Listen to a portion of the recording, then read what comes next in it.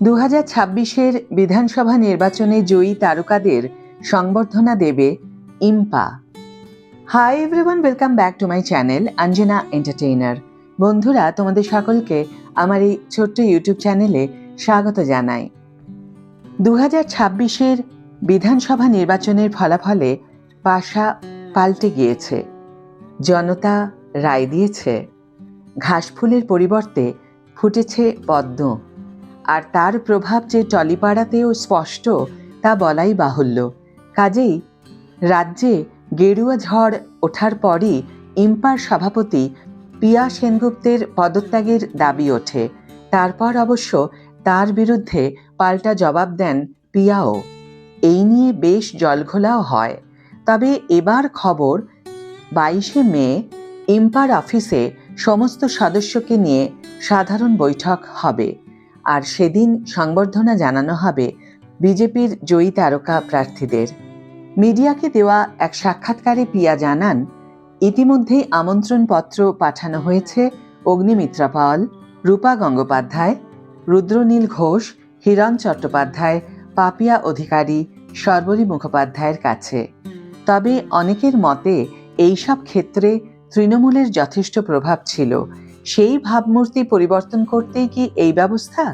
এই প্রসঙ্গে পিয়া বলেছেন, তৃণমূল সরকারেরও আগে বাম আমল মসনদে ছিলেন। সংগঠনের প্রতিনিধিরা সেই আমলেও টলিউডের সুবিধা অসুবিধা নিয়ে বাম সরকারের দ্বারস্থ হয়েছেন। আমরা কোনোদিন সংগঠনের গায়ে রাজনৈতিক রং লাগাতে দিইনি, আগামী দিনেও দেব না। তার মতে, যাদের সংগঠনের পক্ষ থেকে সংবর্ধনা জানানো হবে তারা প্রত্যেকেই টলিউডের অংশ। তবে এই অনুষ্ঠানে কি উপস্থিত হবেন বিজেপির জয়ী তারকা প্রার্থীরা? এই প্রসঙ্গে মুখ খুলেছেন পাপিয়া অধিকারী। তিনি জানান, তিনি উপস্থিত থাকবেন। তার কথায়, ইম্পা সংগঠনটি বহু বছরের, এখনও তার অস্তিত্ব আছে। যে সংগঠনের এখনো অস্তিত্ব আছে সেই সংগঠন আমন্ত্রণ জানালে অবশ্যই উপস্থিত থাকব। রুদ্রনীল ঘোষ জানিয়েছেন, তিনি সময় পেলে অবশ্যই উপস্থিত থাকবেন। শর্বরী এখনো এই নিয়ে কোনো মত প্রকাশ করেননি। অন্যদিকে হিরণ এই অনুষ্ঠানে অংশগ্রহণ করবে না বলেই জানা গিয়েছে। তিনি বলেন, আমি প্রযোজক নই, অভিনেতা। যতদূর জানি সংগঠনটি প্রযোজকদের, ফলে ওই সংগঠনের সঙ্গে দূর দূরান্ত পর্যন্ত কোনো কালেই সম্পর্ক ছিল না আমার।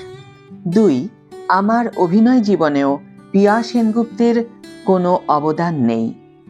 শুধু ইম্পা নয়, সমস্ত সংগঠন, অফিস, বিনোদন দুনিয়া, এমনকি সংবাদ মাধ্যমেরও রাজনীতি মুক্ত থাকা উচিত। আজকের ভিডিও এখানেই শেষ করছি বন্ধুরা। ভিডিওটি যদি ভালো লেগে থাকে তাহলে অবশ্যই একটি ছোট্ট করে লাইক দিও, শেয়ার করো বন্ধুদের সাথে। এই বিষয়ে তোমাদের কোনো মতামত থাকলে অবশ্যই কমেন্ট বক্সে লিখে জানিও। যারা এখনো আমার চ্যানেলটিকে সাবস্ক্রাইব করোনি তারা অবশ্যই চ্যানেলটিকে সাবস্ক্রাইব করে আমার পাশে থেকো, আর যারা অলরেডি সাবস্ক্রাইব করে দিয়েছো তাদের জন্য আমার অনেক ভালোবাসা এবং অনেক ধন্যবাদ। আজ তাহলে বিদায় বন্ধু, দেখা হবে পরের ভিডিওতে। ভালো থেকো, সুস্থ থেকো, সঙ্গে থেকো।